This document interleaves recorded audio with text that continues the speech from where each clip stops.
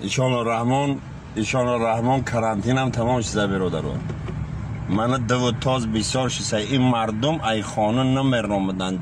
من با چشتان بینین مسکوه ده اوجه همه دویجو کشید بدان که صغیر گله جانتان رهید نه که باشم ای داشیره که گریچک خورده رو یخیلت صغیر رنگ گوسپند کلولو ریده زد نکنین بسیار نخرین تاکیه به پروردگار انشالله میرویم. навор сохта шудагии бо дастгирии сайти 1xbet дар инҷа коэффициентҳои зиёд ва бонусҳои гуногунам меёбем ки силкаш дар комментария. ҳамчунин агар бо промокоди ёвонӣ шумо регистратсия кунед барои пардохти аввалин тон 6500 рубл бонус медиҳанд.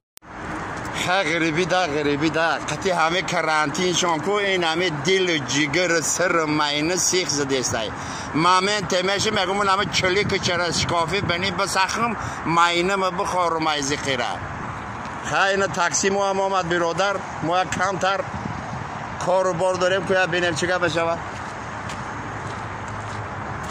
اوه здравствуйте السلام علیکم. مسلمان ده تاجیک ازبک نمیز از زنده باشی برادر. بسم الله الرحمن الرحیم. خدا سفر به خطر بگردونه.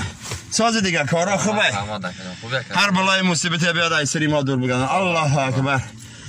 میره براتان انشالله همون نپراولینی همون آدرس خطی یا چی بگم براتان میگم همه کرانتینا دیلی تر نگیری بیزار شده که دیلی مرم گریف میگم اونو شگم بیرد کرانتین اونی همه حیات زمندری همه حیات آب ببره همه دوری ماشین ایتا دم کرانتینه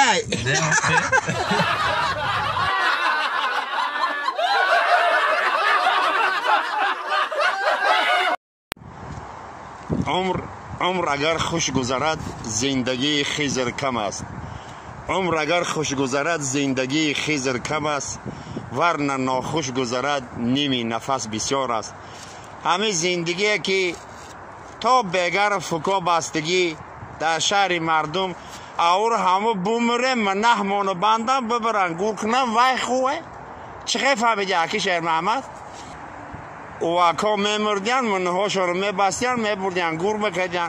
ما همه زنده های منه بستگی چی میکنیم در این میدان. خیلی خداوند جاتون جنت کنه او آدمایی که این روز این منزل مکان پدرود گفتن خداوند رحمانی ترقی رحمت شایسته جنت. الله اکبر.